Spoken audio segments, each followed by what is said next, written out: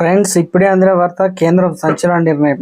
ఈ నెల 28వ తారీఖున ఈ బ్యాంక్ ఖాతాలో డబ్బులు జమ వీరికి అంటూ వార్తలు అయితే వస్తున్నాయండి. దీనికి సంబంధించి వివరాలు చెప్పడానికి వీడియో చేయడం జరుగుతుంది.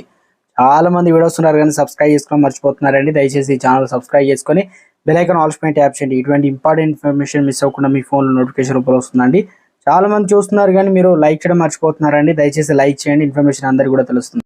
కేంద్ర ప్రభుత్వం రైతులకు శుభవార్త చెప్పింది. పీఎం కిసాన్ సమ్మాన్ నిధి యోజన 16వ విడతకు సంబంధించి నెలాఖరులో లబ్ధిదారులకు చెల్లించున్నారు. పీఎం కిసాన్ సమ్మాన్ నిధి యోజన 16వ విడత నెలాఖరులోగా కేంద్ర ప్రభుత్వం రైతులకు అందజేస్తుందని పీఎం కిసాన్ వెబ్సైట్లో కూడా పేర్కొంది. ప్రధానమంత్రి కిసాన్ సమ్మాన్ నిధి యోజన ప్రధానమంత్రి నరేంద్ర మోదీ రైతుల కోసం ప్రవేశపెట్టిన పథకం. ఈ పథకం ప్రాథమిక లక్ష్యం పేద రైతులకు ఆదాయ వనరులు అందించడం. ఈ విధానంతో రైతులకు సంవత్సరానికి 6,000 రూపాయలు అందించారు. రైతులకు సంవత్సరానికి 2,000 రూపాయల చొప్పున 3 విడతల్లో వాయిదాలు డబ్బులు అందుతాయన్నమాట.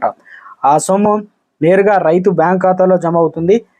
పీఎం కిసాన్ పథకంలో రైతులు మాత్రమే అర్హులు. పీఎం కిసాన్ 16వ విడత సంబంధించి నగదు పంపిణీకి ఫిబ్రవరి 28, 2024న కేంద్రం రైతులకు అందిస్తున్నటువంటి తెలుస్తుంది. అంటే ఈ తేదీన అర్హత కలిగిన లబ్ధిదారుల ఖాతాలో నగదు జమ చేయనున్నారు. పీఎం కిసాన్ 16వ విడత నగదు డిపాజిట్ అయిందా లేదా అనేది తెలుసుకోవడానికి అర్హులైన వారు వెబ్సైట్లోకి వెళ్ళి ఈ రకంగా పీఎం కిసాన్ సమ్మాన్ నిధి అధికార పోర్టల్కి వెళ్ళి హోమ్ పేజ్ని కావచ్చు, దానిలో ఇన్ఫర్మేషన్ మీరు డేటాతో ఆధార్ కార్డుతో కావచ్చు దానిపైన లాగిన్ అయినట్లయితే పడిందా లేదా అని తెలుస్తుంది అనమాట.